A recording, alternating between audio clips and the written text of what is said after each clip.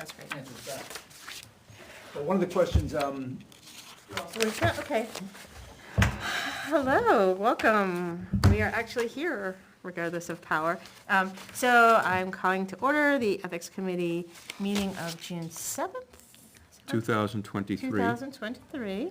We'll start with the Pledge of Allegiance. Pledge allegiance to the flag of the United States of America and to the republic for which it stands, one nation, under God, indivisible, with liberty and justice for all. Do we have any amendments to the agenda?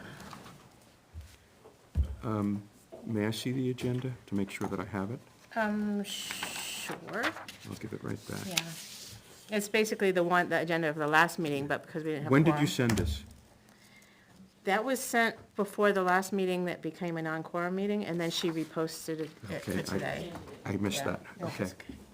And today I was looking, but obviously Oh, with the sorry. outage. Yeah, right, right.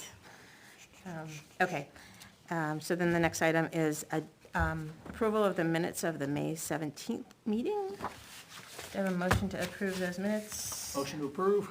Second, Right, any amendments, discussion? Hearing none, all those in favor say aye. Aye. Aye, opposed, abstained, okay. All right, so then we have some action items. Honestly, we discussed the web contents a little while ago, and I made the requested changes. I was gonna go over it tonight, but 12-hour day, I'm not ready to do that, but I can resend the link, and people give me more feedback if you want. The second item is the legal outreach, and we started to talk about this a little bit. So Luke, you found some information? I did, and so specifically what we were asking about was a question of redactions, and the answer is yes, it's fine to redact. In fact, they suggested that there are many cases where it is preferable to redact. However, for specific scenarios, they suggested that, inquiring in writing for clarity. But as I also mentioned, there's a webinar this weekend. It's not this Tuesday. weekend. Next Tuesday, the 13th, and I was considering that someone or some members might want to attend because it's specifically on the entire act as well as legal ramifications, et cetera. But at any rate, even if we don't attend, we can follow up with specific email questions. One question I had is, are we a member? Does this town pay dues to the New Hampshire Municipal Association? Naomi is nodding, so I'll take that as a yes. Excellent. So if we want to go to an NHMA webinar, Naomi, do we need selectmen approval, or do we need to just say we're part of Weare? How are we paying for it? Is there a fee? I'm not sure there is. If there's a webinar, it's usually not, if it's in person. It's a webinar. So usually there's not a fee, I don't think. Okay. So is that something that you are planning to go to? I can do the 13th. Okay, that would be great. Anyone else interested in right-to-know law training? Luke, could you expand on redaction? Okay, so Luke, So what we were talking about, my recollection is we were talking about when we were having discussions of ethical questions, whether or not the minutes needed to reflect everything, and I think specifically what we were talking about, does it need to reflect an accusation where it could impugn someone's character, et cetera, et cetera. And so those were the things I was asking about, and they said it's okay to redact that information, to leave out anything that could bring those kind of concerns forward. We are now having a public meeting. There's no one from the public here except Naomi. And we're also televising this meeting. If somebody comes before us, they're going to be visible to everybody watching. And if any one member of the public were here, noticeable by those members of the public. If the only thing we can do is redact from the minutes, that doesn't solve the problem. Well, I'm not clear that's the only thing we can do, Neil. We can also have non-public sessions. and I think originally when we were talking about redacting, we were saying if we got a form, like an inquiry or a complaint, and someone with a right to know asked for a copy of that form, can we redact parts of that? That was one of the original questions. And the answer is yes to My that? understanding is the answer is yes.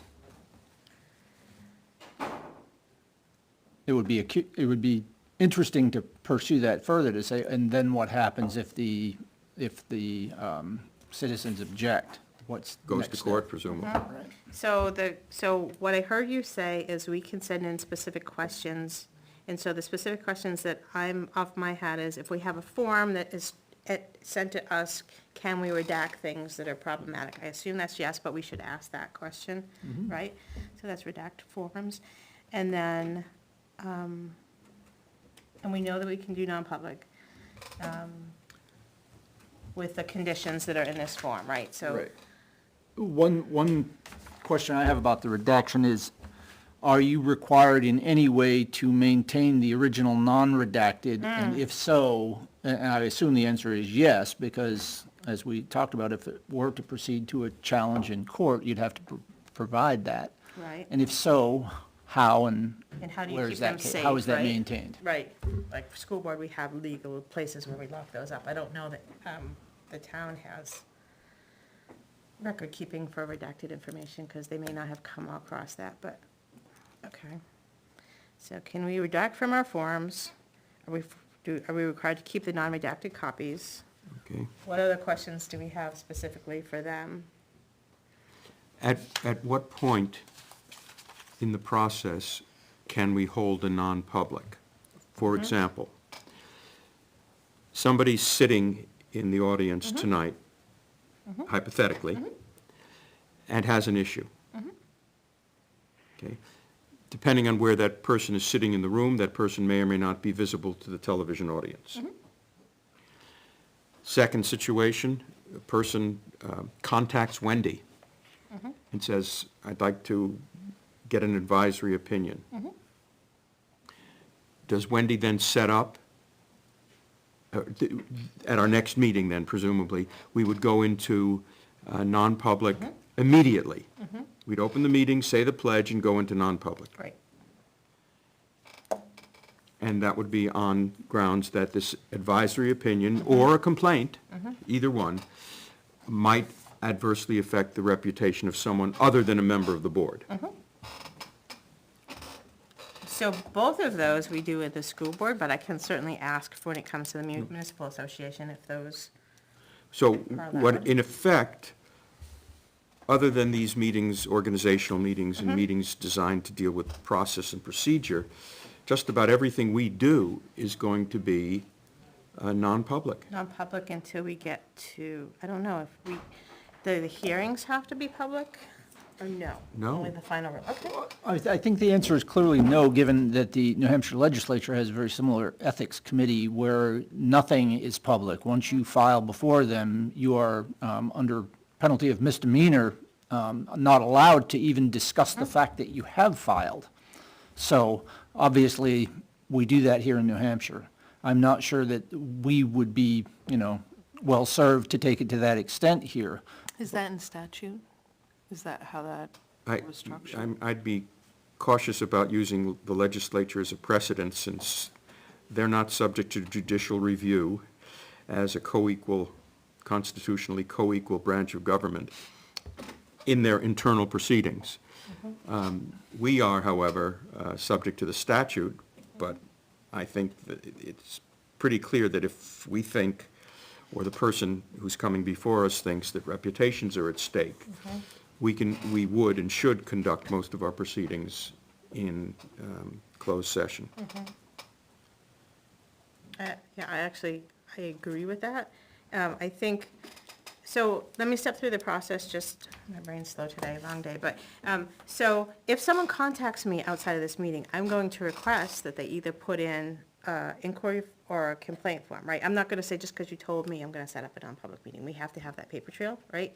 So assuming we have an inquiry form that came ahead of the meeting, one of the other, we can go into non-public. If someone is here and they have not put in a form, I assume we need some sort of They should paper, put in the form. right? So once we get the form, that triggers, we need to schedule non-public, right? Right, and I think you should tell the person when they contact you Mm-hmm. that We will be hearing your Issue. your request for an advisory opinion or a complaint at our meeting on such and such, and it will be a closed, non-public meeting.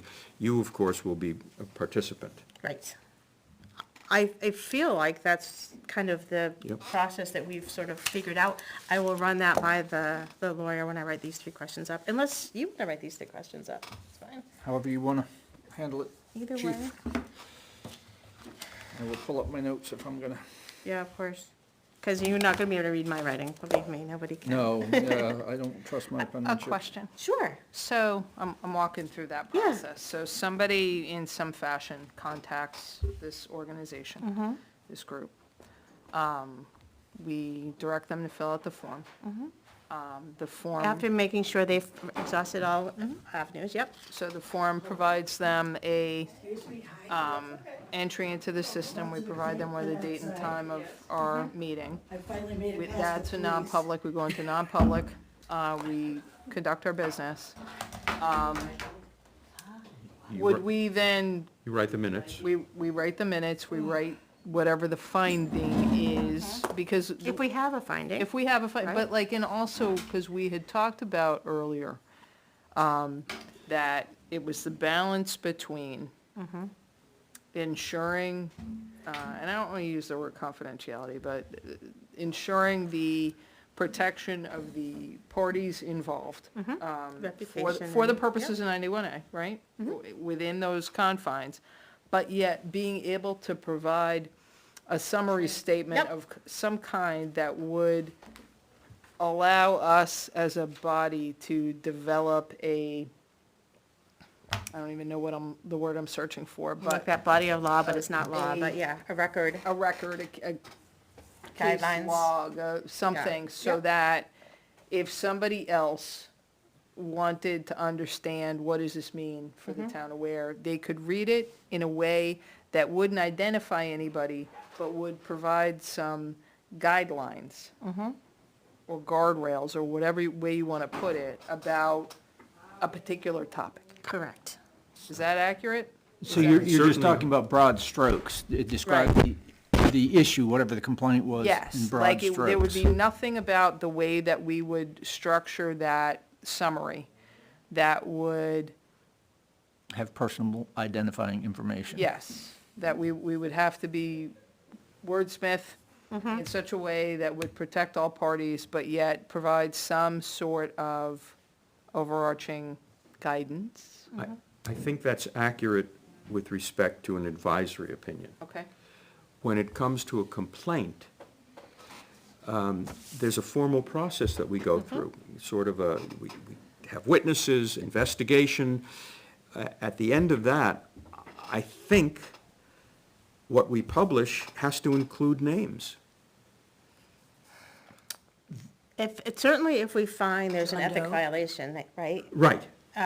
If we don't, I guess we kind of have to, Oh, that's an interesting point, if we don't. I if think, it's an unfounded complaint, there shouldn't be necessarily a record of who was accused of something. right, we're talking about appropriate discretion, right? Right. Just where's the line of what you must divulge, where, and is it after you've made a determination of, sustaining the complaint? Is that when it becomes necessary to divulge all of the relevant information? and that's a good question for, Yep. I think that's up to us as to how much we divulge or don't divulge. I don't think we have to publish the entire statements, testimony of people who came before the board as witnesses in a formal complaint. But isn't it your experience in these sorts of processes that the next step is going to be that somebody's going to demand a public disclosure of all information? People can demand anything they want, but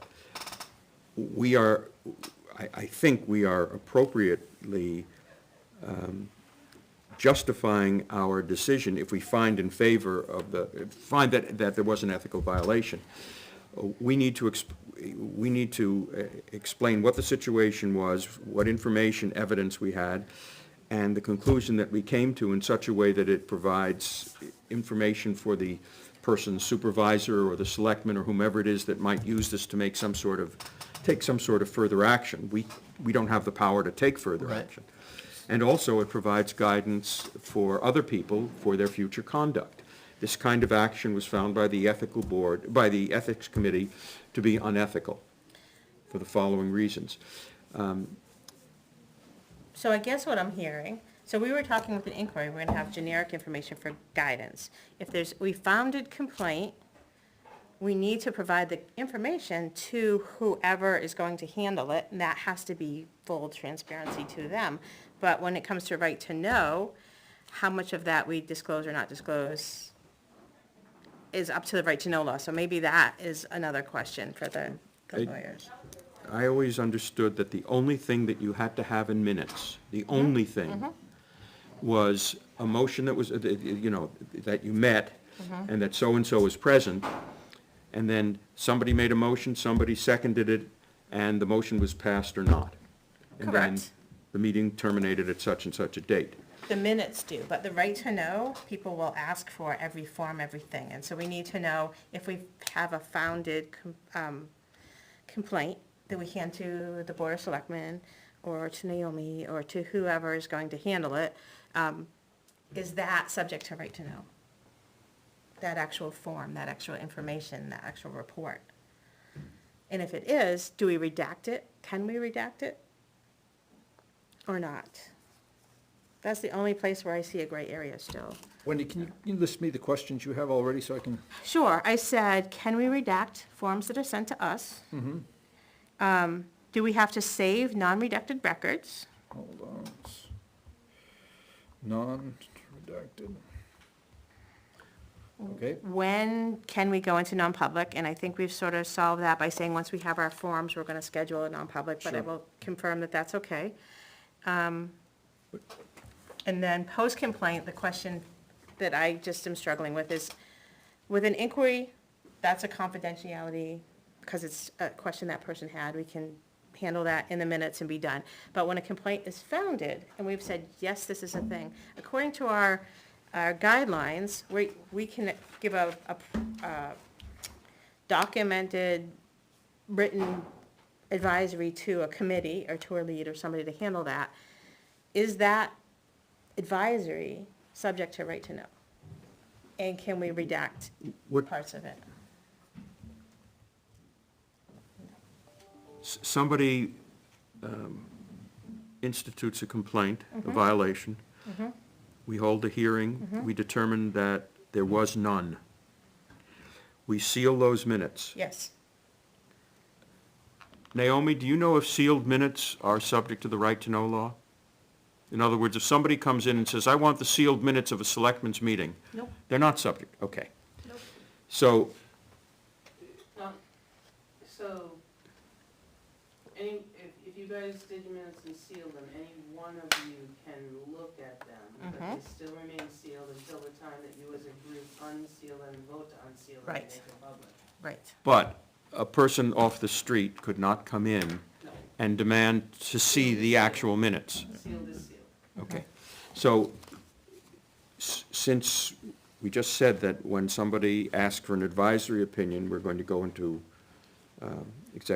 Non-public? non-public session, and when somebody brings in a formal complaint, we're going to hold that whole process in non-public session. Then the minutes of all of that will be sealed. Right. And so the only thing that we are going to publish, and therefore the only thing that would be available to the public, would be the summary in the case where there's a finding of ethical violation. If there's no finding, then there's no report on our part. The minutes are sealed, and there's nothing that the right to know law covers, so we protected the reputation of whomever it is that's the subject of the complaint. Right, my one gap is we have that committees can ask for a written advisory, right? What is that form? Well, it's the difference between advisory and complaint, right? I think Sure. we're sort of I clear-ish see. on advisory. I think where the murkiness comes is what would we put in a finding? So Because I think written- we're even clear about unfounded complaint. Yep, so there's a written advisory opinion, and I assume this is what we would do. If we find there's a valid complaint, do we then have to provide that to, say, Board of Selectmen? If we do, is that document, is that information subject to right to know? Or how do we keep that sealed when we go from our committee to their committee? That's the only gap that I was sort of I sticking out. thought that was automatically public. So if we find that someone has been ethically wrong, and we have our reasons, and we give that to the selectmen, does that information we give the selectmen, that is automatically public? I thought that was the whole purpose of this Okay. board. And I think, though, that would be the summary, right? It would not be- Whatever we decide to write to the selectmen. At that time. Okay.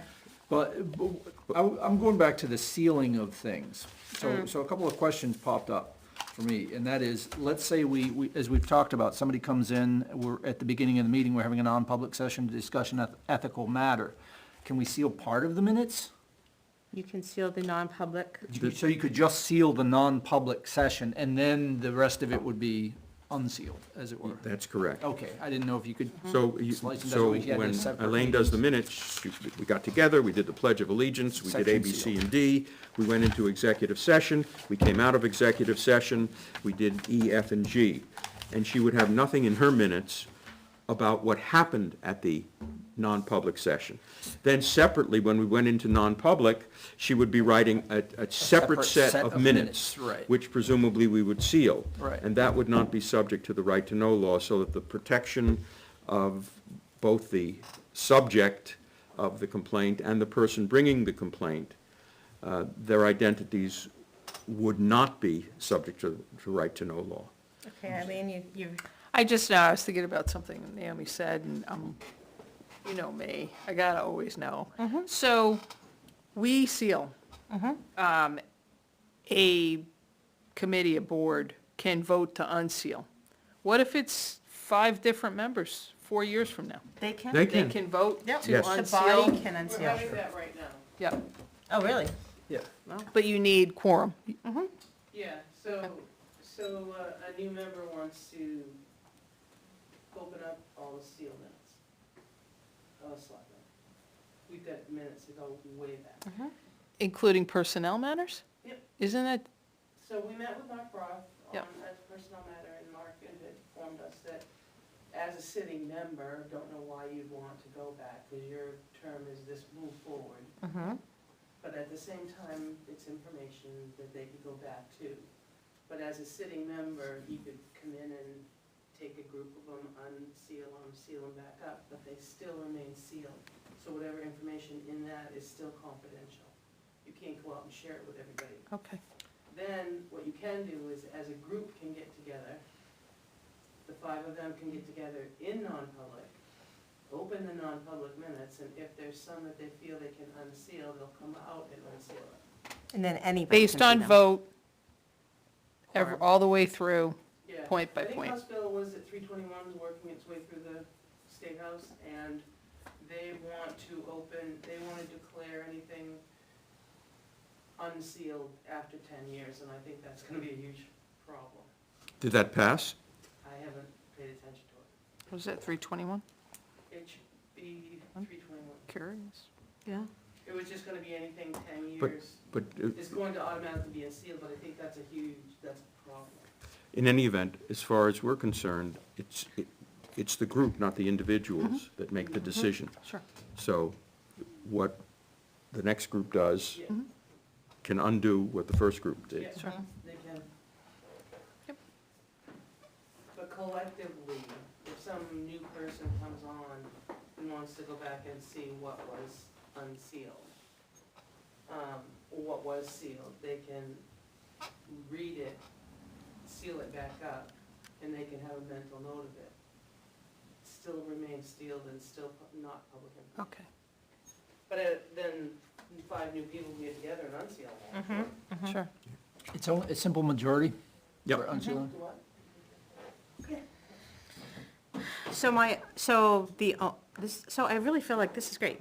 We really understand from a high-level process what we can do, not do. We're starting to center in on the inquiry and complaint form, which is great. My only question, we kind of come up with a summary. We give that to the Board of Selectmen.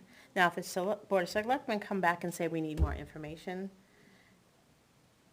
Then we can revise our summary. Can I,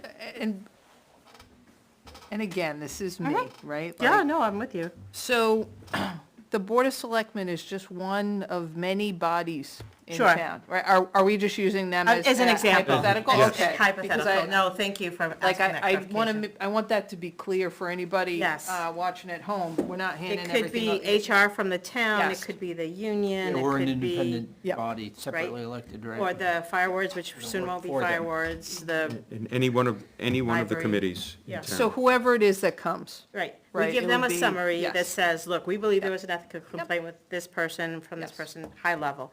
If they then say, we need more information to decide how we're gonna handle how bad the ethical complaint is, Mm-hmm. then they ask for a written advisory, I guess, at that point. sure. And then, is that written advisory, they ask for more information, is that public, or can we make, is it not, it can't be non-public if it goes from committee to committee, right? At that point, it's subject to right to know. Well, so, I'm trying to walk through and Yeah, understand. no, I get, So, you're saying, whoever we handed it to, whatever library is. group yeah, of sure. people, and they say, well, what did you base this on? Right. I need more information, this doesn't make any sense to me, where are you pulling it from? Looking for the, sort of the meat of the investigation, right? Right. So, investigations, by virtue of what they are, you sort of want to, in my humble opinion, protect that process, right? The integrity of that process, because then why would anybody come forward, Right. right? If Right. they were subject to, a second and third interview. Investigation or, yeah. or what have you. So, like, there's a part of me that says, okay, you want to double down and understand how we arrived at a decision. I can understand that. And in general terms, you can say that, preponderance of the information, But was wouldn't we such put that that. in the original opinion? Exactly. And so, but if somebody said, well, I can't believe that this is, that happened, or this is true, I think that's where you're heading with it, that at what point do you say, well, I- based on the 5 people sitting in this room asking, vetting, I would think that I would hope we would take the position that what we've given you is the best that we can do to protect whatever, and give you the information that you need. And presumably, we're going to give them some great detail. This is not just a summary that so-and-so acted inappropriately on such and such a date. It's what was done and why it's inappropriate. And this might be given to a committee to deal with one of their members. It might be given to the selectmen to deal with one of their members. It might be given to a supervisor to deal with his or her employees.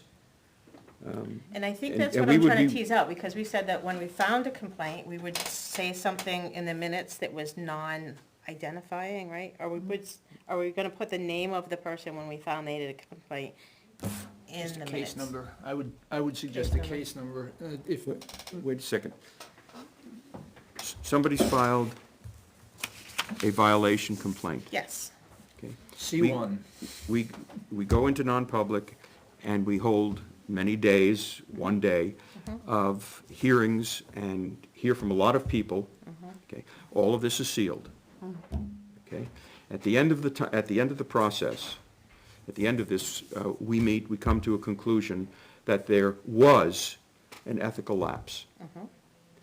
Then one of us writes up the basis on which we came to that conclusion, and the conclusion, and whatever recommendation we have. Slap on the wrist, et cetera. sure. Is that in the minutes? No, It's in the- it's that's, in the we're still in non-public. Okay, We're reaching our deliberation. As a result of the non-public, we come to a conclusion, somebody writes something up at the next meeting, we all look at it, we agree this is what we want to say. And that, and only that, is what is part of the minute meeting. The board came out of the committee came out of a non-public session, and Mr. Drake moved that the following report be sent to this, whoever it is. And then whatever we had previously agreed to is the motion before us. And presumably, since we just agreed to it in non-public session, we would agree to it in public session, and that would be the only thing that goes off. Right, so is that form, is that document, is that summary subject to right to know? Is Oh, that- yes, Right? So absolutely. then anybody can ask for the details that we sent across? That's correct. Okay. Once we've come to that conclusion, and we're about to send it to, That becomes a public document. exactly, Right. that is the public document. But all of the information that went into our judgment as to, or our conclusion, is not, because Mm-hmm. Okay. that was in, during Non-public. non-public And session, and we sealed. sealed those Yep, minutes. got it. Do you want to, because there's I think a point of clarity between what Neil was just saying and then what Luke said was, Yep. is there a name attached to that? To Thank what? you. To the document that is now a public document that we're sending to whatever board committee? If you, On a founded complaint, is there a name I would attached assume to that? yes. I assume yes, too. Yes. Well, what we were talking about in the minutes, the one-liner that we approved this document, I don't know, does that have the people's name? The record, the thing we send over has to have the name of the person in the complaint, Right. Okay. right? I And, believe. and that's what we are, when Luke makes his motion, it will contain all of that information. It will, but will our minutes won't necessarily contain that entire document. It'll say we approved. Or they may be this. sealed from previous discussions. I would hope, I would hope that document would be appended to our minutes, so that, Okay. so that everybody in the future Knows exactly. knows the exactly summary. Okay. what it But the was. sausage Is is sealed. okay. Yeah. I The think casing that- is not penetrated. That was huge, thank you. I think that took a couple months to get to, but I think that's something I can live with. I think that makes a lot of sense. Anybody else have any more questions around that sort of piece?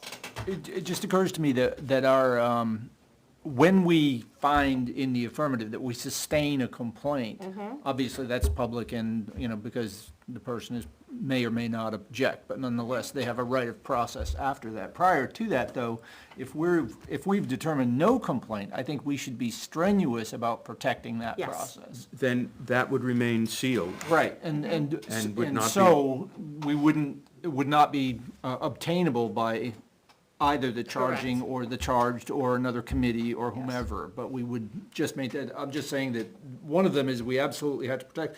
The other one, however, I think once we make take our position that something is sustained, I think there is going to be a lot more pressure for more details on the hearing and all of that sort of thing that comes out. Why would, Depending on what happens as a result of that. for example. wouldn't we write a conclusion with and our finding in sufficient detail such that that issue wouldn't arise? But you're probably right, it would arise anyway. I would hope so, but in my experience in trial sort of settings, trial and arbitration settings, nobody complains if they're found innocent. If they're found guilty, however, that's gonna come up in another appeal, and so all of that information is gonna, be more pressing. So let's assume that someone, that we make a finding, and the person against whom the finding is made wants more information. So that person will come before us in some way and ask for that. Presumably, that would be an open session, okay? We would then have a discussion amongst ourselves, based on what we know in the sealed minutes, without breaking the seal or saying anything, and come to a conclusion as to whether or not there is more information that we can give and ought to give To that to individual, that individual, and that would be public. and then so we would unseal that portion and provide it, and then it would become public to anyone. Yeah, it would be, so to speak, an amended finding on our part. Understood. Okay, thank you. There's 6 things. So, to your point, Neil, around the write-up and to our, sort of process piece around you've exhausted every other avenue prior to getting here.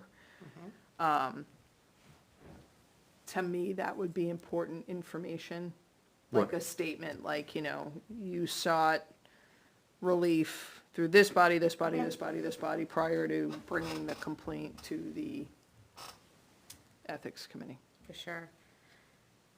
And I, I'm missing, I understand what you're saying, but I'm missing the connection to what we were. Well, just insofar as, right, because I'm thinking about appeal.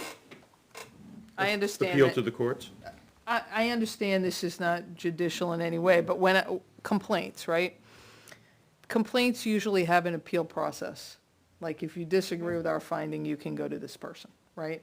So, we are the last stop, far as I can tell, because of the structure that is instituted around, you went to this place and did not, you did your due diligence between, taking it to all the places that you could have taken it prior to getting here, and we vet that. so for example, finance committee, did you approach the finance committee?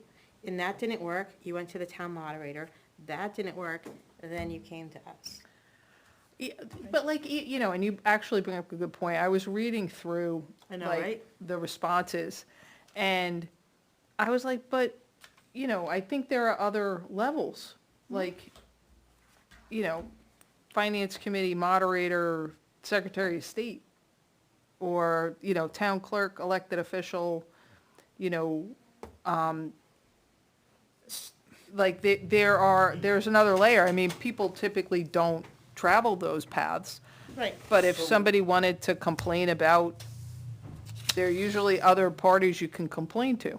Right. Sure, but we're assuming that, that somebody has come before the ethics committee in the form of either an inquiry or a complaint. Yeah.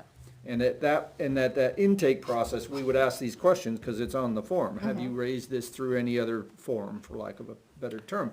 But, so, assuming it's I'm complaining about my supervisor, or something to that, I think that's where that would be covered, but the question that I had, that remains is, all right, what level, how far do they have to proceed? What are the different paths? Are they aware of them? Is it our responsibility to Are- educate them on what those paths are Yes, and I think internal that's to their topic discussion organization? number Yep. somewhere. It's on there. It's on, so we're definitely gonna talk about that on topic, like the next topic, actually, we're sort of sliding into that, which is great. But to your point, then if they're gonna appeal what we do, and there is no appealing person from us, right? They can appeal what the Board of Selectmen is gonna penalize them with, maybe they need the information for that, but they can't go to somebody and say, I disagree with what Ethics Committee did, the way we're set up, right? What I was gonna say is in order for them to have a complaint that they could take to the court, I assume they would have to have harm, right? So we can't harm them with an opinion. However, if we gave the opinion that a supervisor in the town acted inappropriately, ethically, and then subsequently that supervisor was fired, Yep. then there's harm. But that wouldn't be on the ethics committee, they would still go to the town. And it would, if it were to come before the courts, then the courts would go to the town and get that information. But it's, nobody's gonna come before the ethics committee and, that just wouldn't be the way I would expect any of it to go. Once our decision is done and we hand it off, No, I think lawyers that, would have to dig it out. I think the point I was trying to make is that because this is the last stop, that we have to be clear that somebody has run through, for lack of a better way to put it, every other circuit before they got here.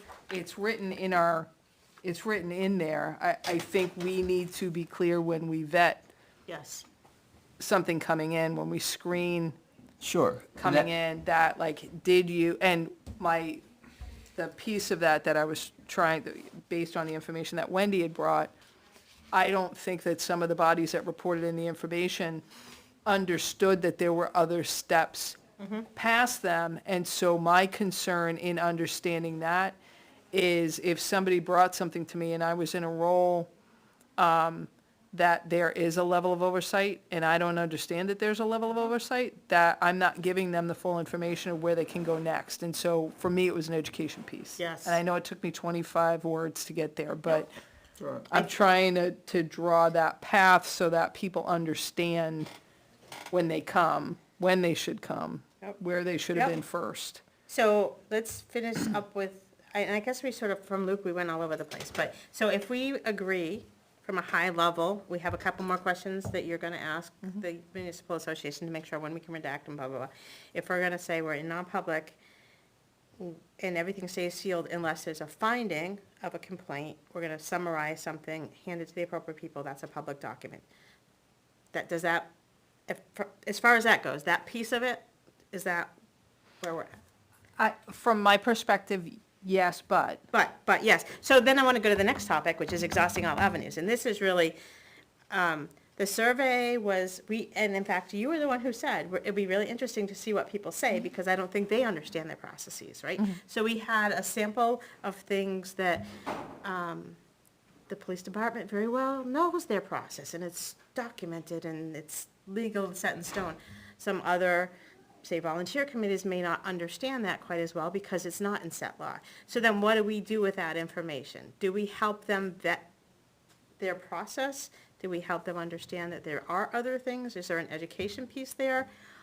Or do we take at word what they say their process is? Like, I think that's kind of where you're going, right? Because some of these are, Yeah, I was just looking at it, you pull the police department, right? So complaints come up, but there's a body that governs all certified law enforcement in New Hampshire, right? So if it's a complaint of that variety, there's another layer that they would go related to their certification. Right. Right?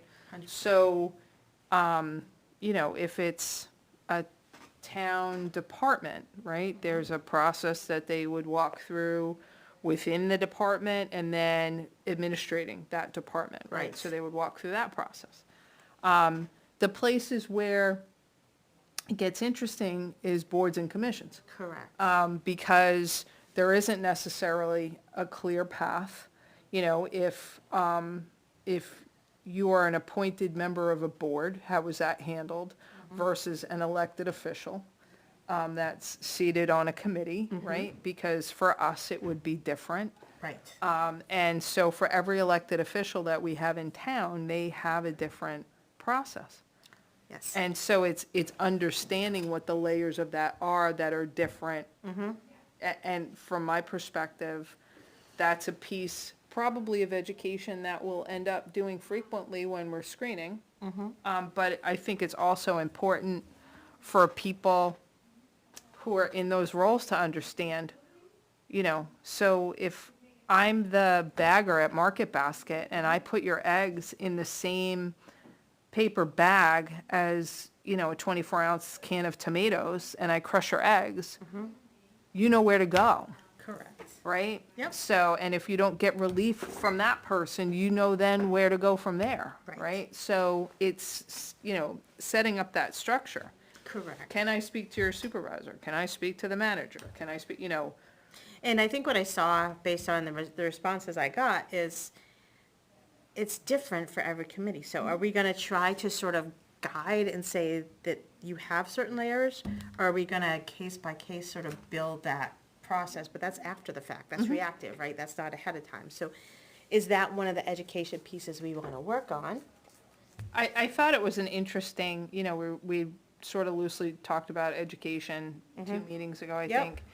And, we were just talking about education on, bare bones, right? Of Dignity and. what is it? What is this? How does it work? What does it mean? What does it mean to you?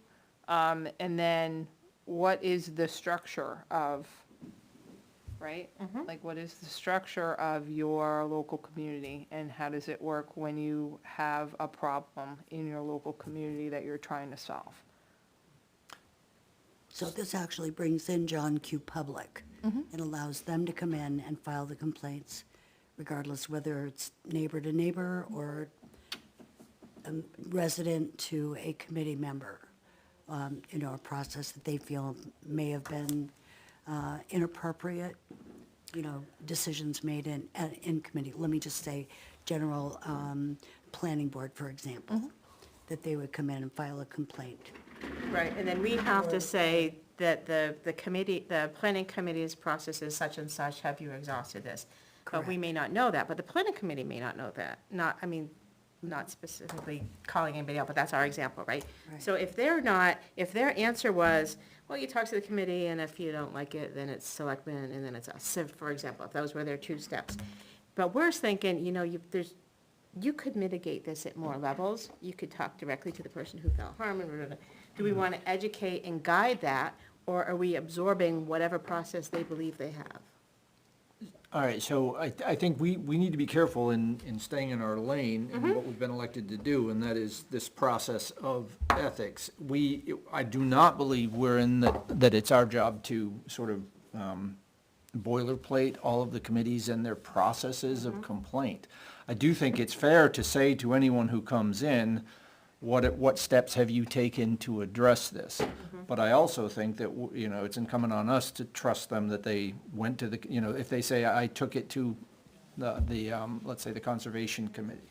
That's my But isn't it complaint. written in the, It says that they have followed other We've processes, exhausted all but options, if you yeah. can show me in the town where these processes are identified, we can point them to them. But if it's just, we do it this way because this committee decides they're gonna do it this way, whereas the previous sitting committee decided they did it differently, we don't have any way to, Police that. to police that. Yeah. And I don't think that's our job.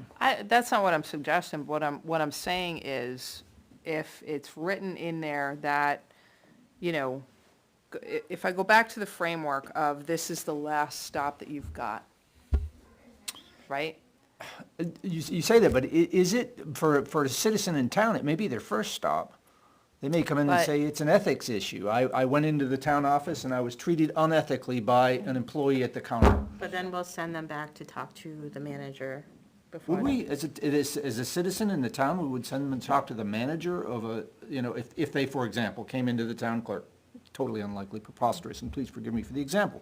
But if they came into the town clerk's office and there was some kind of ethical transgression that happened there, is it incumbent on that person to go to the manager in this group before they come to us with an ethical complaint? I would think so. Really? I would. Maybe an inquiry would be. An inquiry, for sure. An would be inquiry, we better. can, maybe. Inquiry is And- one and- thing, oh, but complaint. And then the second Yeah. part of that question would be, if it is incumbent upon the citizenry of the town to follow a process of complaint prior to developing an ethical concern, or prior to prosecuting an ethical concern, then it is incumbent upon the town to clearly Document it, correct. have that highway laid out, so here's your step. And so then the follow-on question would be, do we currently have that for any of the groups in town? Say the town shed, or the dump, or any of those groups are potential places for the citizenry to have an ethical concern raised. And I think that kind of ties back to what you were saying, right? So we're asking people to say, what have you done? Have you exhausted all avenues? It's not documented anywhere. So is it our job to police it, or do we say, have you exhausted all avenues? If they say yes, what have you done? We document it, and then we move forward. And it may be that we need to add another check in our process to say, when a complaint comes in, or let's say hopefully if a complaint comes in, but let's assume a complaint comes in, and again, let's say it's related to the town shed, right? At that point, we would then go to the town administrator and say, okay, we have this pending concern, what are the processes that we should guide them to? What is the process for that individual group? I think that would be a checkbox, and that way we could make a determination based on what we've got, whether or not we think that they accomplished it. Right. If, And we'll probably get, so I wrote every committee, every department in the town, and I got maybe a third of those back, which is fine. Some people I didn't have contact information, so there's follow-on there. And what came back, some are very vague, and some are very specific. So do we go with that, because that committee has told us that's what their process is? Or do we, once we get a complaint, we go back and say, is there anybody else they should talk to before we start this hearing? I would suggest that if you get formal responses from the committee, that we should publish those on our page and say, here are the places where you would normally go prior to coming to the ethics committee, for concerns with this group or this group. And then, when there are missing information there, then I would think that that would get cleared up over time. And I guess that's what I'm sort of teasing out, because you're saying it's not our job to educate them and force them to get a process, but if they give it to us, can we then publish it, or are then we responsible for that process? In maintaining that process, it's just information. Yeah, I think it's just information, we're just providing them with information, but I do think it's important that we ask the committees or whoever to provide us with, we're new in town, we're the ethics committee. How you doing? We would like, we need to be able to make sure that people fully follow the existing processes. What are your existing processes for complaints from the citizenry, from the employees, et cetera, et cetera? But there are these, there's a lot of gray, because we're talking about ethics, and your comments on the police department. The police department is very well legislated in their own internal manuals and all, but not necessarily to the same ethical degree that we have identified in the town. So I think there's always the possibility of an overlap where the ethics standards in town say one thing, but the employee policies of whatever organization aren't aligned with that. It's interesting, not to do a fine point on the police, right, but they have their public integrity unit, they have an entire. At the state level, you mean? Yeah, well, Yes. that governs all law enforcement in New Hampshire, right? So, they're probably one of the more clear ones. But,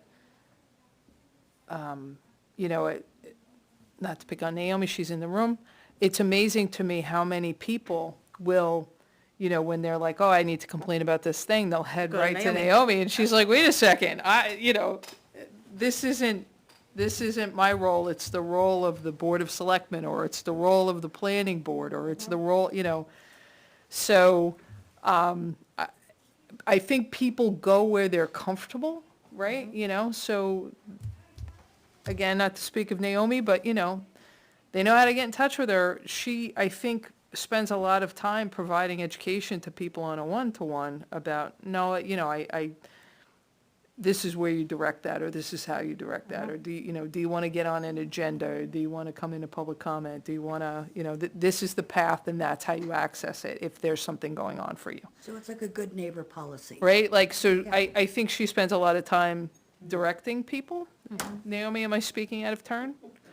Right? So I think, if I'm in a situation, let's say I'm, working in the town clerk's office, and somebody comes in and they feel like I've treated them abhorrently, and there's been, I was supposed to give them $1.22 and I gave them $1.20, and then said, well, I closed the drawer and I'm not giving you the 2 cents. Really 2 cents means that much to you, whatever terrible transgression, right?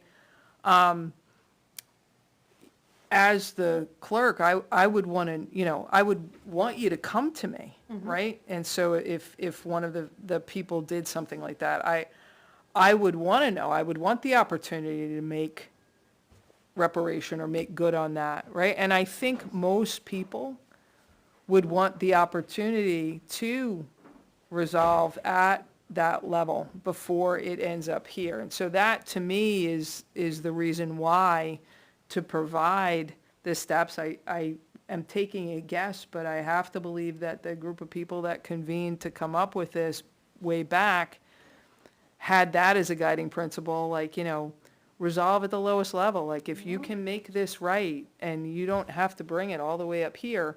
And I know I keep saying we're the last stop, right? But because, having that structure, right? Like, so the bagger's not gonna, replace my eggs, the, customer service clerk, or the front end manager's like, get out of here, lady, your eggs are fine, whatever, all the way, I have like, okay, I tried here, I tried here, I tried here, I got no remedy.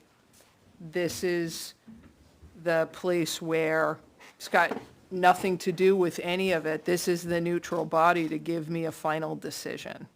And so I want to make sure, for an integrity of process, right, that everybody along the way, on both sides, got the chance to make right. I agree with you to a point, but I also think that systems can crush the ability of people who are not comfortable with confrontation or with directly, they can eliminate the possibility of people to be heard on their complaint. And again, specifically, we're talking about ethics, not they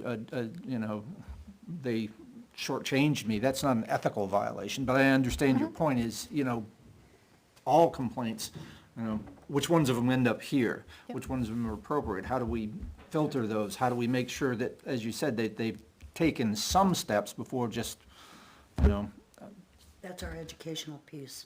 it is, They and, come in. Yep. And that would be our responsibility to guide them in that regard. sure, So this way, we will have the control of that without squashing their feelings that they're trying to express, the concerns that they're trying to express, and allows them, and allows us to give them their process before they can come back to us. agree, if the first thing we do is not, and I know that's a terrible way to structure that sentence, but my concern is that people come in and the first thing we say is, you're not ready to speak to us yet. And then they just We want to pull hear what back they have to and- say. Right, but what I'm saying is we're not ready to speak to you yet because of the due process thing. Have you talked to this, but we don't want to hear your story until you've spoken to. You know what, that's PR, right? So, I mean, I did that on a weekly cadence with ethical complaints to the school board, weekly. And I'd say, did you talk to the teacher? Did you talk to the principal? Did you talk to the superintendent before you come to us? And you'd say it in such a way, I'm not trying to say, don't come to us and we'll set up a whole hearing and stuff. But there's things that the teachers are aware of, the HR department, if the town is aware of, that we won't have, right? So if you start at the lowest level, you've resolved it, you don't have extra hearings and chaoses, and you've been able to make yourself whole, that process, that layers exist for a reason. And so it's not about you're not good enough for us, it's just the closer you are to the source, the more information, the more power they have to actually make a difference, right? And so I think that's that education piece, I think. But to everyone's point, there is not a consistent process. We can take what we've been given, we can publish that, right? And we can start helping people fine tune it if they want to. But to your point, we don't want to make a boilerplate, we don't want to shove that down people's place, and we don't want to make process for the sake of process, right? So it's gonna be a change in the tires while we're going down the highway, right? Yes. More mundane. In looking at these two forms, should we put something on them that tells people about confidentiality?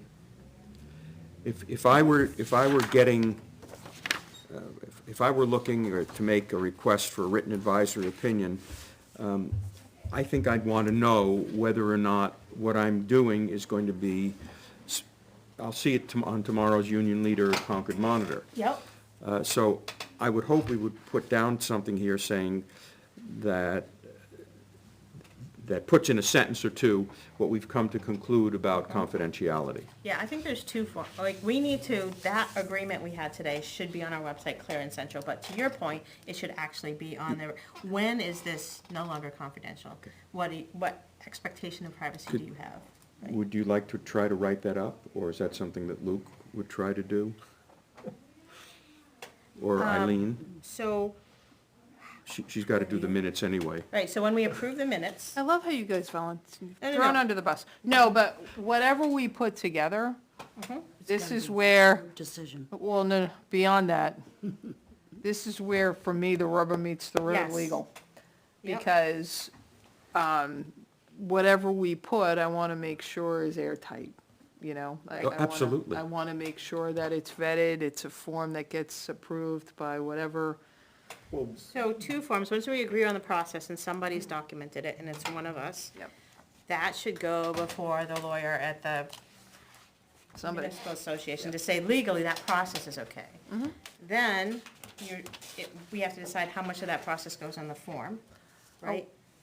Uh-huh, And then and, the forms are not warranted, those we have the right to change, right? Yes.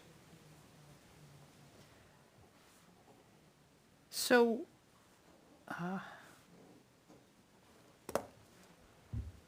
so somebody is found to be unethical, and we write whatever we write, and we This is a release- complaint you're talking about. Complaint, a complaint comes forward, we go through our due process, we interview, we do all of our due diligence, we seal the minutes, we, you know, Write a release- ruling, this, yep. release our ruling, we send it to whatever body it's going to, we, you know, inform the parties, right, because they have a right to know their information, right? And somebody feels like they have been, their rights, their ethics have been violated by the ethics committee. That's interesting, sure. Who protects us? Protects us from whom? From the complaint?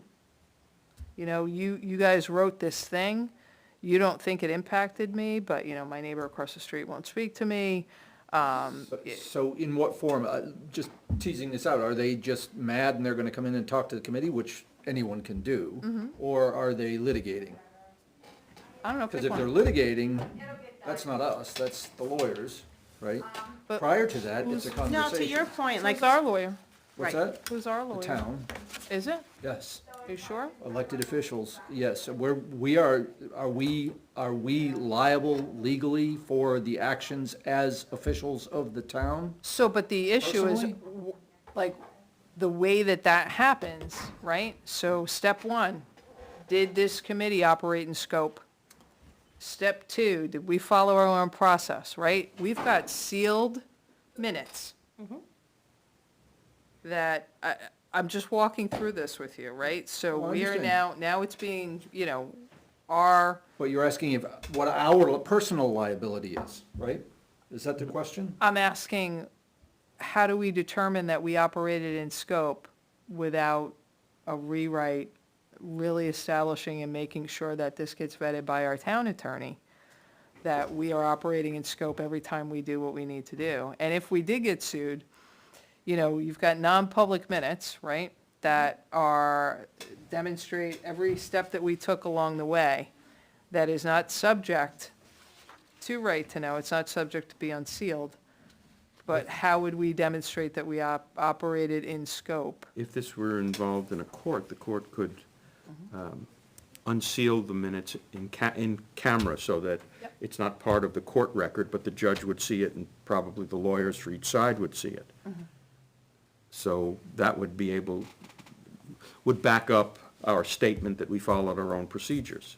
So, but I guess what I'm saying to you is that it's one thing for NHMA to look at it from just that looks good. From my perspective, if we're gonna write something up and this is gonna be our process, We should go by the town lawyer. it should go by our town council to make sure that it's airtight, defendable, that, Well, nothing's airtight. well, as close to it as can be. Okay. I'm concerned about, first off, being clear that we're not personally liable for our actions on the board, provided we follow reasonably the processes that are there. Otherwise, no one would ever be in a position to be able to serve on these, Right. because, you know, they come take your house because you said something someone didn't personally like, right? So but your question was, who's our lawyer? As the committee, Yeah. we're represented by the town. We are officials, elected officials of the town. Yep. So the town would be responsible for providing legal representation for official matters. So I'm saying that this, whatever we write up, should go to our town council to approve before we release it Well, for community members. what I would say is to review, because the town council does not have approval over elected officials. So it's a distinction with a So review and with a meaning. advise. Review and advise whether or not- and then we make a determination. Yes. But at the end of the day, we can't transfer our responsibility as board members to an attorney or protect ourselves or indemnify ourselves entirely for anything. No, It's just but I think To it. your point, I think it that is a wise little to, bit extra advice from our actual. I'm okay with asking him, I'm not sure, to Neil's discussion the last time we were all together, they answer the question they're asked very specifically from the angle that it was asked, and I'm not sure that it's necessarily always helpful, but I'm fine with sending anything over for, is it okay if we have this process? Do you have an objection sort of thing? And I'd do it with the New Hampshire Municipal Association as well. Okay. But, Right, because they specifically have more experience in that realm, right? So they can give us advice. they're looking at it from a higher perspective as opposed to just the town's financial Yep. liability. So what I hear is the first process is documenting that process that we just described. We all agree on it. Send it to the municipal association, because that's part of the dues, that's, Free. right? Then we have to go to the select board if we're gonna try to use some lawyer time, and if they approve it, then we can send it to the lawyer, and he or she can also review it and advise us. Once we've done that, we're locked in, we can publish that process, and we're so much closer to actually seeing things, right? Okay, so you got those steps? I do. I have it in Okay, my head. perfect. So I think, I'm really excited. I feel like we've made a lot of, we're getting close, Gains. yeah. Any, Does somebody have to write up something? yes, and that's the who is going to write up something. Well, I'll take a crack at something as long as you folks want to be a little bit more specific as to exactly what it is we're looking for. Okay. I can write up what I think we just discussed. And Wendy speak, and then if you want to formalize it, because you're very good at that. Okay, that would be fine. Okay. So I'll write up that process, I just sort of verbalize, I spit out, and But then. are you talking about something that would go on these forms? So this first step is, what is our process? Then, I based see. on that, we gotta figure out how we can, we're not gonna put the whole process here, No. but we need a highlight out here, once we all agree on the Got it. process. And I think because the core conversation where we began was, what are we putting on the top of that form to assure people of what will happen to the information that they disclose? Right. So it should include the confidentiality. Yep. Definitely does. statement, But do we want to put the entire process, or do we, so, it's got to be simple. yeah. Yeah. Less than a sentence would really be good. But do we have, it's not an RSA link, but do we have a link at the back here that says, you know, here's a summary of our full process or something? If they want the more information, how do they get more than the one sentence? Contact us. Or Probably that's part of our education process, and maybe we just have a handout that's available online or in the selectman's office that says ethics questions, ethics problems, and then we set something out. If we overload the forms, Then you see nothing, I Yeah. get it. So you're gonna want an expectation of confidentiality up until a ruling of a complaint. So the inquiry is easy. You have an expectation of confidentiality, because that's gonna be sealed, that's not going anywhere. So the place that it gets gray is the complaint. Once a complaint is founded, that confidentiality expectation goes. you could say something as simple as confidentiality will be maintained until such time as the committee sustains a complaint. Right. Right, something simple like Very that. simple. That's easy for the form, I think. And then for the inquiry, there is no complaint, so you have an expectation of confidentiality when you do the inquiry.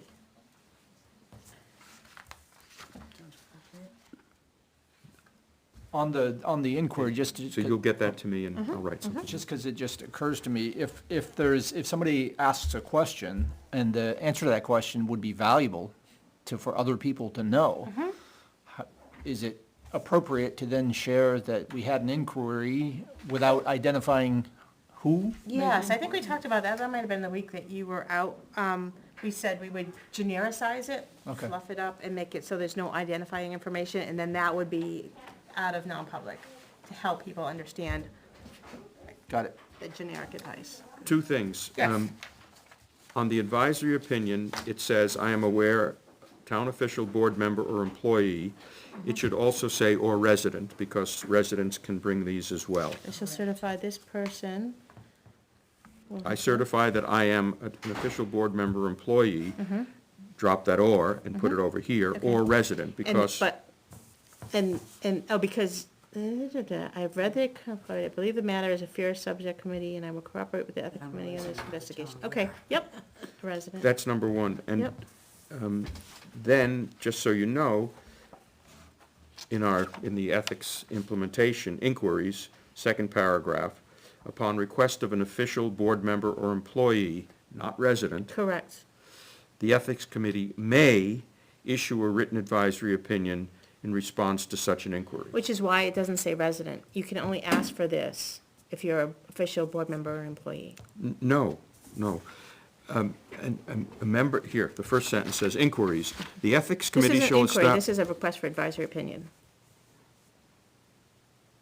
That's, Isn't that an inquiry? No, inquiry, That would be the end of an inquiry. well, we have been describing the request for an advisory opinion as an inquiry. That's how we've That's been what I framing it. thought. Right. That's what I thought we were doing. I The didn't other realize there process were is a three. complaint. Correct. There's nothing in here that talks about inquiries. So Sorry, there's nothing in here that talks about advisory opinions except through the inquiry section. C, inquiries. The ethics committee shall establish a mechanism by which officials, board members, employees, and residents of the town of Weare may obtain advice and counsel from the committee regarding ethical issues that may arise from time to time. Upon request of an official, board member, or employee, not a resident, you can ask the for ethics this. committee may issue a written advisory opinion.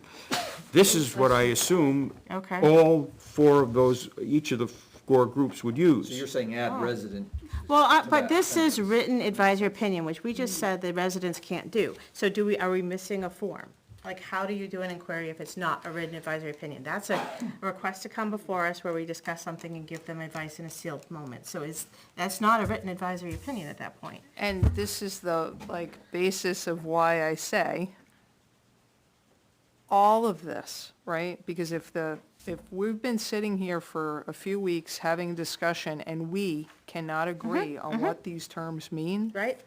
then that becomes a real issue when we're trying to communicate that to a group of people Correct. who may or may not want the information released. And so having somebody vet every document and vet to make sure that we are falling in line with what the policy, and in this case, the warrant says, to ensure that we're lining up so that we can remain in scope and that we don't inadvertently confuse somebody into saying something that they don't understand was going to come back to harm them. Right. You said every document, Vet our documents. you mean of our forms? Yes. Of the blank ones, okay. So I'm learning this, and you just stimulated that learning. We need a third form? Yes. Potentially. It seems like it's not a linear, Why couldn't we just add at the top of the one form, inquiry for employees and/or residents? So what I understand, and I know we've all read this, and it's just how we interpret it, it says, upon request, the town official board employee ethics committee may issue a written advisory in response to such an inquiry. This form says written advisory, which is not for residents. So we don't have a form You that are says correct. inquiry, right? So we don't have something that says, I want to inquire, can I have time before you? There is no form for that. So do we need a form for that? I assume so. Or not? Or, like, do they just ask? Can we come to see you in non-public and ask you whatever? I think that's the piece. The ethics committee shall establish a mechanism, Yes. up to us, whatever Yep. that means. Yep. By which, including residents, Mm-hmm. may obtain advice and counsel. Okay? Which we haven't done. Which the former committee did not do, Sure. and we haven't done. Yes. So that's a gap. That could be something as simple as an email box, right? Yeah, because, so this says, I'm this person, I'm official, this is the ethic code, prescribe your issue, and then we'll give you a written something, right? Will John Q. Public have all that information? Maybe not. You need their contact information. We need to say, have you exhausted all options? right, or not? Like, when they do an inquiry, do we want them to have exhausted all options? Or No. can they come to us and we can educate them on the process? I would say no, an inquiry is entirely different than a complaint. So do we need a form for an inquiry, or do they need to contact us and we schedule non-public time? I What are think your it will, thoughts? again, why does it have to be non-public? If it's a straight-up inquiry, hey, I have a question, is this, in a general sense, is this an ethical behavior or an unethical behavior? I think the concern that was a month or two ago was if somebody says, I have a question, can I come before the board? And they say it's just a general question, and then they start naming people. We have lost control, it's already on YouTube. Sure. So by going into non-public with that inquiry, we can advise their specific case. I think that's what we talked about. I find it difficult to believe people are going to have generic questions that don't have some basis in a particular incident which Dealing with. they felt was unethical. And they're using that opportunity to tease that out in the public way. Right, before they do So the complaint. I really want to tell you that, that Suzanne did this, and I think that's a problem, but I'm not sure it is. Is this ethical? And then the charge is already out there and Right. So it- posted that. So maybe to start with a non-public setting Right. for So the then, inquiry, and then we can make a so the decision. intake form is, do we want a form, or you send the concern to us, we schedule some time and say, come to us and talk about it non-public, and then we decide what the next action is? Or do we need a form where they've, Well, I think it should be a forum for the reason that many people may have a straight-up question about, concerning the polish or something that they may not have the opportunity to come in at 6 o'clock on Wednesday night, and it's something that we could easily knock out, I think that what we could do is, again, vet them without disclosing everything on them through a discussion to say, we think this one needs follow-up information in a non-public session, that would be appropriate, but I think providing people with an easy way to ask, especially in the initial startup of this, and I imagine that some of the residents are gonna have questions about what's the appropriate use of the committee? Is it appropriate for me to go to it for a school board issue, for example? Those sorts of things.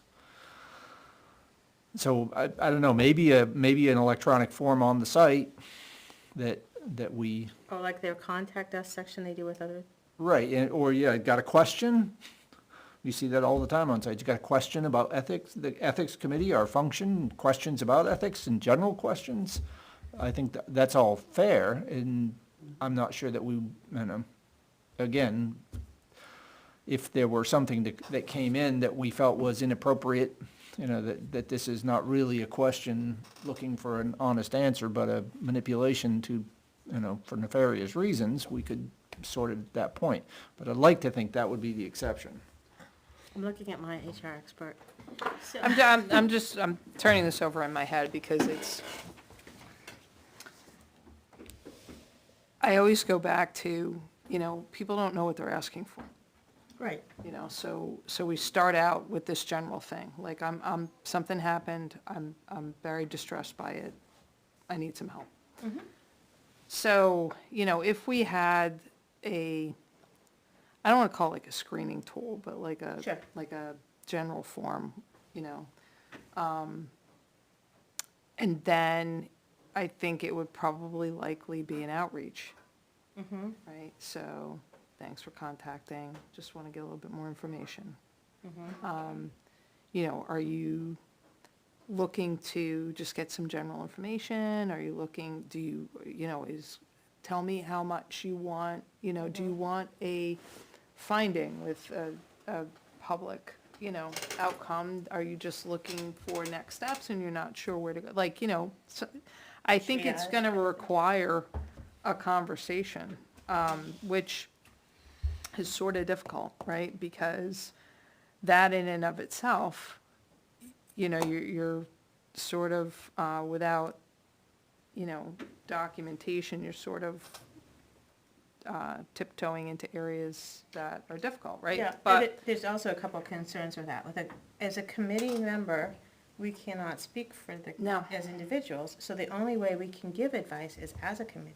Yep. And the way to do that is not, we can't do a one-on-one intake, it has to be come in and talk to us, right? So maybe to ask them if they, if their subject material would make them want to have a non-public setting to discuss this with us, giving them that option, to Yeah. go public or non-public, We but can do the intake that says, have you talked to this person? Or do you want us to generally answer it in our next meeting and you'll hear it? Or Like do a you want Dear to- Abby, like, Do we want to really Dear go Ethics there? Committee, yep. You know, Yeah. I need to chew on that one a little while, honestly, because I need to let that question marinate yep, to But- try to figure out, is it a screening tool? Who manages that? You know, we've talked about being responsive, and how does that work? You know, based on our current structure, you know, because I'd hate somebody to send in an inquiry and then they don't get any answer for, you know, 2 weeks because of whatever, there was a holiday and then, Right. you know, the next time we met, so. or somebody decides the chairperson has to answer one of these, and I'm gonna be in Ireland for a week and a Yeah, half. you know, so I think we need to figure this out, and I don't think it's a quick answer. Nope. But isn't it clear that we need a third form? Need a third? I think so, Yeah. but I, a you know, request for I like, advice. I like the symmetry, right? Like, I like there to be like, you know, here's this, and this is the form for it, here's that. I like it to be as clear as possible. You know, I just keep going back to the fine point of, if the 5 of us who've been sitting here talking about this a couple weeks now can't agree on what is what this is, then we may need, Right, no, that's clear. I mean, I think one of the reasons we've been talking for weeks is, I mean, the initial committee did a ton of Yeah. great work, Yep. but all the fine points aren't quite there, and that's where the rubber meets the road, right? So that's, and all of us, like, I've never talked about which form is which, because in my mind, it was clear, right? But not communicating, I believe this is this and this, we've dragged that on for a while, so, If we should set up a forum to request for advice and counsel, that would put it under the inquiry category and allow them the opportunity to state what their concerns are that they would like advice on. And then with that, we can counsel them. And it keeps it so that we have an idea what, you know, what their concerns are, without it going public, and this way, that's the third form. We have a web page, and how do we access that? How does the public access that? go to town aware committees, ethics committee. And, but if I were just searching on the web, would that come up? And I'd like to say I tried to do it, but, you know, the computers, internet's down. How do you want to search? I'm on, up right now here. But in any event, if I had an ethical question and I knew the committee existed, and I may not, I'd probably want to go to the chairman and say, hey, what do I do? And the chairman, and I do it with a phone call. I would not do it by email, because I'm not interested in having it tracked. So I'd do a phone call, because I know that's not subject to right to know. And the chairman would then say, hey, we've got 3 tracks, and you're in track A. Go online and use the form titled such and such, and bring that into the town office in an envelope marked, whatever, ethics committee, and the committee will take it up at its next meeting. Okay? If we need more information, we'll get back to you. And I assume that when we take it up, we're going to issue something in writing. We're gonna do the summary with No, written summary cannot come, the written advisory opinion doesn't have residents in it, right? So if a resident comes to us it's got to be oral?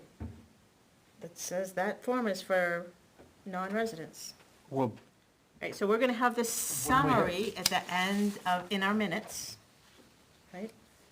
Well, I'm not talking about the minutes for the moment, I'm talking about the process by which a person actually does. Ethics Committee shall establish a mechanism, doesn't say it has to be in writing, doesn't say it has to be oral, but a mechanism by which everybody, including residents, may obtain advice and counsel. We could do that advice and counsel orally, or we could do it orally and in writing, or just in writing. But Well, I that, will tell you right now, I cannot be this chair, a full-time job, something else, and be the person somebody calls whenever they have a question. I do not have that bandwidth. So if we Okay. wanna assign that role to someone, I think that's fair. okay, fair enough. Okay? That's, so, normally it's the chairman, but you've made So- it very clear that the chairman can't, so so. that's fine. What I would suggest is an intake that is electronic on email, that we could rotate among ourselves, Sure. that someone, this is the inquiry of the day, and if it's a quick inquiry, Yep. they can. But that's subject to right to know. What I was gonna suggest is that the first thing we would do is acknowledge receipt, right? So somebody on the committee could reach out via email or electronic means and just acknowledge that we have this, and our next meeting is this. Right. That's it. So I think that's why you want the form, because the form we can redact. The form can be part of the non-public, right? That's that question for the lawyers. If it's a form and we can block it, that's different, you're right. If it's email, it's subject to right to know. And we've lost that confidentiality piece. Naomi, do we have any form, I was just looking, are there any forms that are PDF fillable with a send on the site? Or do we not? Because they all look kind of one-dimensional from what I'm seeing. It doesn't look like you could fill in like, Yeah, if I want to reach out to the fire wards, I can say, fire ward, here's my concern, send, and it goes to somebody. Do we? No, you're talking about if there's a form on there, can you go in and start typing and it automatically And then it populates sends. the field? yeah. And then, And so it sends. I know you can. electronically submit it. Populates the field, you can type in, but I don't know what happens if you send. Because most of the time, we ask that you print it and sign it, because Yep. it's an application. Yeah, it doesn't look like there's anywhere on the town's website where you can do that, and that it goes into a general email box related to somebody. All town correspondence goes into email, as it stands right now. So Well- that So poses some you're challenges. saying then that is subject for right to know as soon as they enter It it? is, it poses some challenges about keeping the information confidential. I think we're better off having people submit forms to us on paper through whatever mechanism, by leaving them at the town office, rather than doing it by email. That we assign a person with a telephone number, or several people with telephone numbers, to take inquiries and to try to answer process questions. To direct people which form, hey, yeah, go online and use this form, and drop it off the town office, and the committee will take it up at its next meeting. I would think that as far as an inquiry goes, we would leave it to ourselves to decide whether we want to respond just orally or in writing. There's no reason why we have to say, or commit ourselves one way or the other. So if somebody comes in with an inquiry, we get the form, we go into non-public, depending on what it is. I mean, it could be a very generic kind of question where there's no reason to go into non-public, but if we feel that it might develop a reputation effect, we might go into non-public. And then we've dealt with the resident issue. This would be a form that any resident could use to bring up an issue. There's also nothing that prevents us, because we established the mechanism, from publishing the whole issue without the person's name. And that could be part of our regular minutes, so that we have a whole series of opinions, generic opinions, or opinions on generic issues, that would provide guidance to people. That, to me, would be very, very helpful in the long run if we could do that, and do it in a way that did not reveal information about who the complainant was or who the questioner was unless they agreed to it. Can we do a Dropbox? Oh, like an electronic Dropbox? No. No. Physical An drop. actual, like an actual Dropbox with a lock. People could either drop theirs Okay. off or mail it in, so They it have would an level the expectation of playing field. confidentiality, because it's Yeah. not sitting on somebody's desk and waiting for, yeah. Would we be allowed to do that? I'm sure we can work out something. Yeah, that might resolve, Okay. you know, but I think that, again, the education piece for people is that this is not a crisis hotline.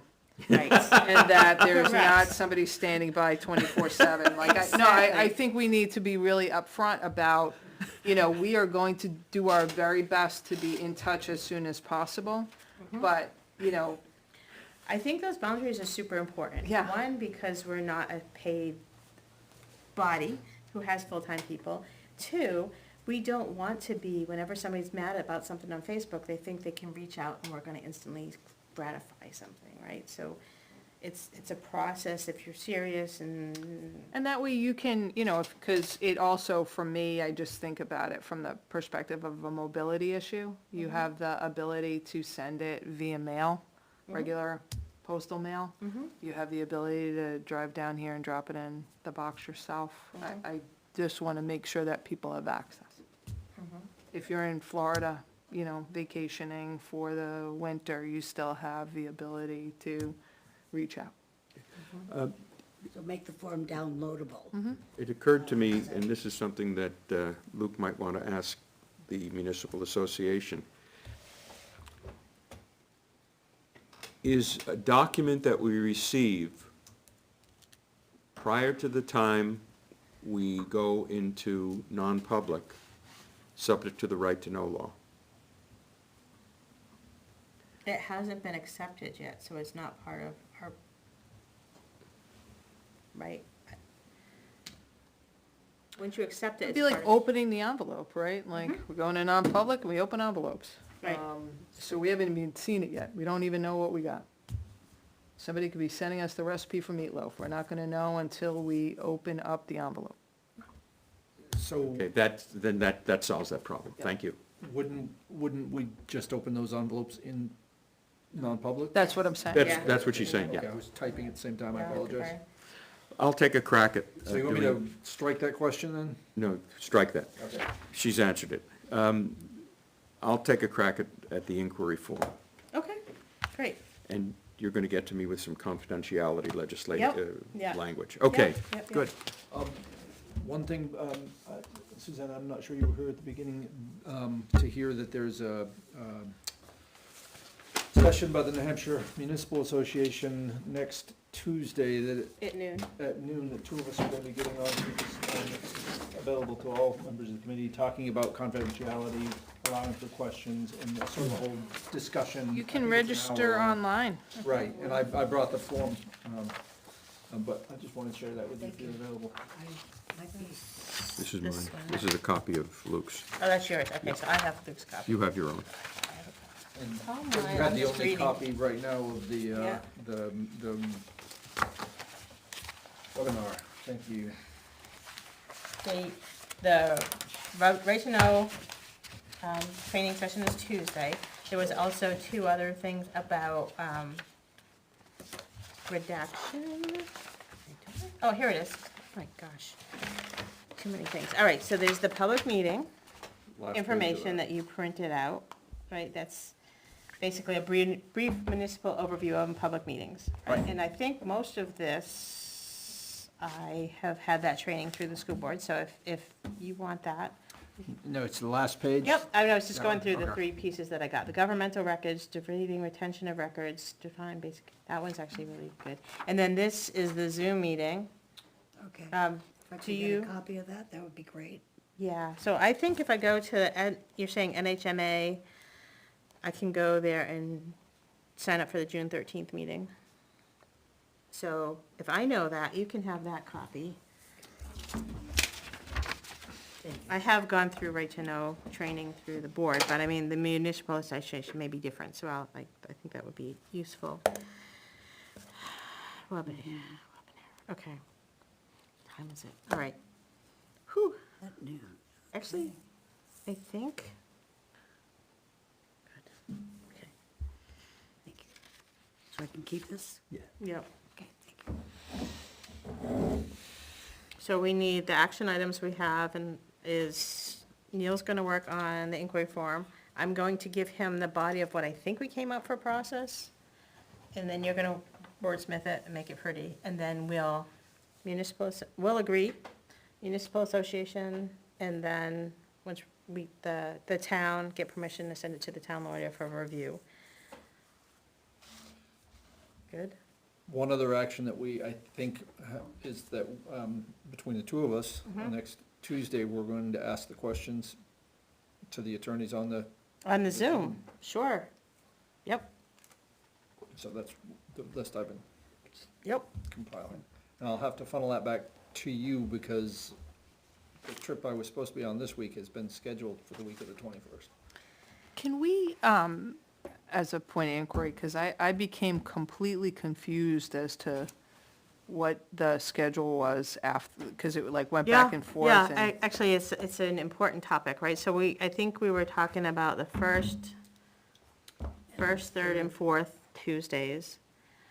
Wednesdays. Wednesdays. Yeah, However, the fourth Wednesday of June. of June, Not Suzanne and I were the only ones here when we were figuring out the schedule, won't both be here, so we didn't book that one. Okay. However, it turns out Luke and I won't be here on the 21st of Wednesday. I won't either. And you won't. So Yeah. we can't do the 21st. Yes. So, do we want to try to schedule with Naomi another day? Do we want to not meet till July? So that would be our next meeting, would be the 21st? That's technically, because Technically. next week is conservation. That's okay. And I have school board on the Wednesday, yeah. You have that second Wednesday, you have something. And I'm gone the whole week, so it's not like even another night would work. You're talking about, yeah, no, I am gone also. I'm leaving on Saturday. Won't be back until the end of the week. So July 5th would be the next I meeting? think it's what I'm hearing, we're not gonna have quorum for the next two meetings. All And right. that happens in the summertime, right? Yes. July Happens on a lot of 5th. boards. Happens year-round, but yeah. So July 4th is Tuesday this year? Yes. But we have a lot of action items, so that's good. We'll have to- I don't know that I'm going to be back from Okay, July 4th celebration on the 5th. I might be, I don't know. so I think we need to cancel the 21st is what I'm hearing. Okay. Naomi, sorry. The 28th, it won't work. We've already established that. Nope, Right. both those days I'm in Ireland. What were the other days besides Wednesday? But so I'm gone for a week and a half, Luke's gone for a week, Suzanne's gone for a week, Eileen's gone for a week. Okay. So I think the day of the week isn't going to help too much.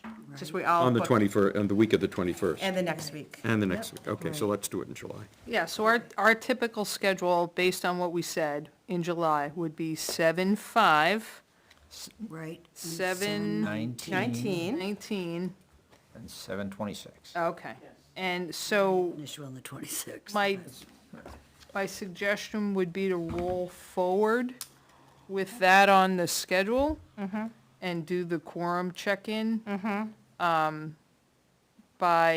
Do you want by noon of that day, Madam Chairman? Do you want, like, so that, So I wonder, so we have to post the agenda 24. 24 hours in advance. So 24 hours in advance, we should know whether we should post an agenda or not.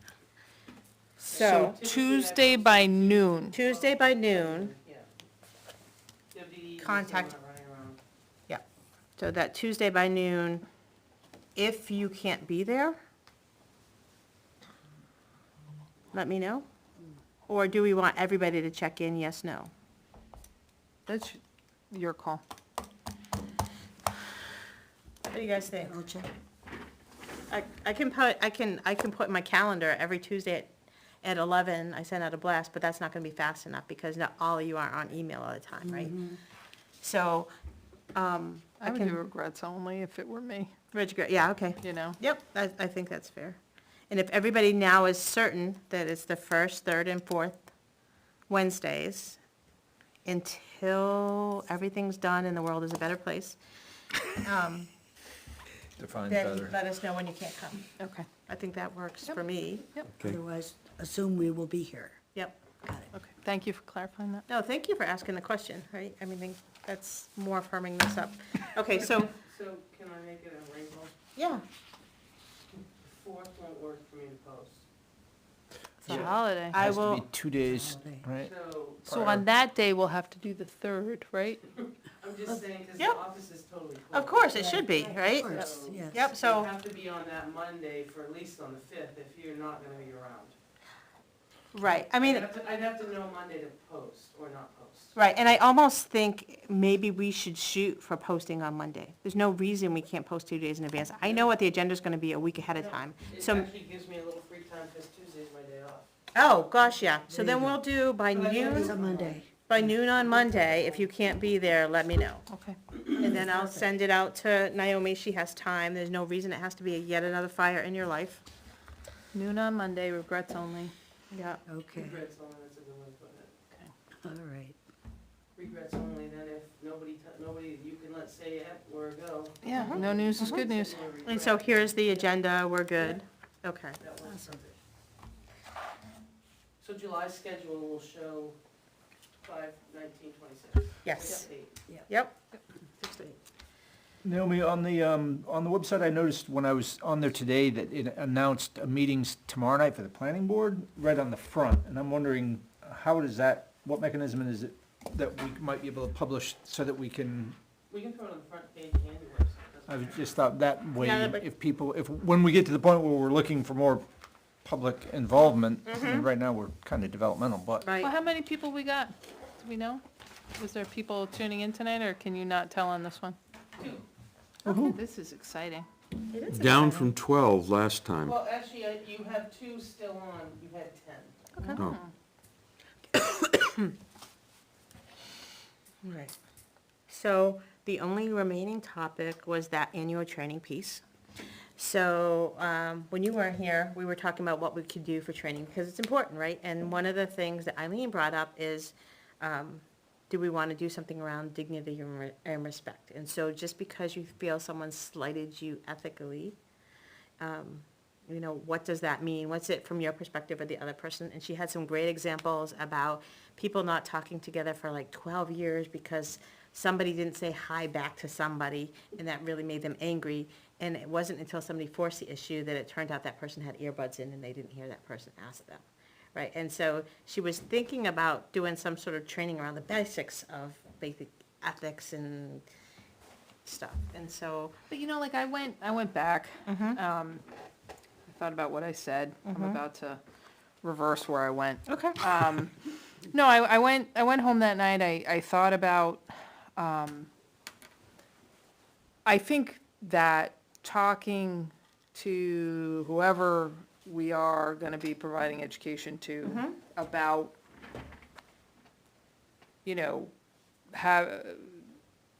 adopting a stance of openness in terms of when somebody comes to you and says, I feel like you've acted in this way or whatever, being able to have some tools to be able to hear what might be a differing opinion is hopefully a goal at some point.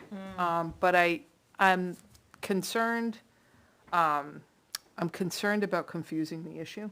Yeah. And so, upon some further reflection and also, some of the discussions that we've had recently, I think just to be able to define terms, like if we were going to do an education at this point, it's like, what is ethics, right? And you could very easily pull a definition off any number of places. What is ethics, right? And, some people are familiar with ethics because of codes of ethics based on their profession, right? Some people, right? There's a body of teaching on that.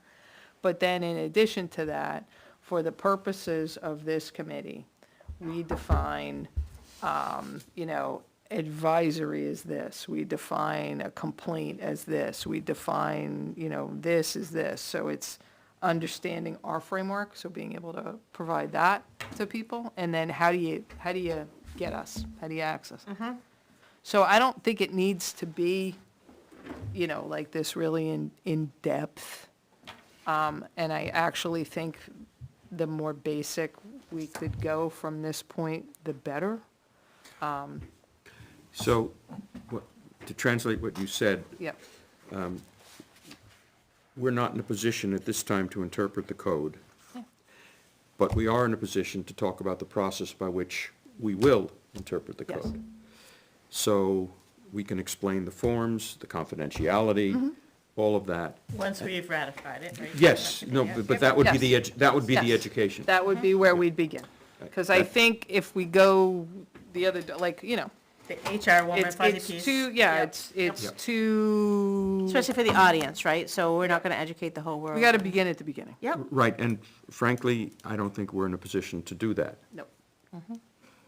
I agree that we should, in our initial phase, the first year, we should be educating on the fact that we exist, and that there's a process, and here's where to find that process. I would be really reluctant for us to get into a discussion about what is ethics, what is not ethics, and all of that. Because as you said, there's 1,000 definitions, and people have opinions on, all over the place. It's Yep. not, Etched in stone. it's not. Okay, so what I hear is maybe, because Maybe later. there was a couple things there, right? The process, the forms, how you contact us, how do you connect is super important. Yep. We either can do a public meeting, we can document it online, we can focus on that. I feel like that's something we can grasp. Definitions are really important. And in that website, I had, like, these are the definitions we need to do. It's all lines, there's nothing there yet, but we can fill that in. But you're saying the first step is the process without trying to define all of these things? I would say, here's the policy, and let them read it, right, because we're interpreting it as well, and rather than say, we think ethics means A, B, and C, here's the policy, here's the forms, here's the process we're going to use to provide guidance and counsel where necessary, here's the process if a complaint develops to the point that we have to do hearing or whatever, this is the process we intend to use, and that's enough for this year. As we go further and we get this process established, we can start coming up with things that we need to educate, because I guarantee we'll miss something. Right, well, we know for a And fact add that, that to next spring's agenda Okay. for education. Yeah. If in fact we have as little activity as the first committee had, Maybe a moot point. exactly. Well, and the only piece that I would add on to that is what we're not, right, right?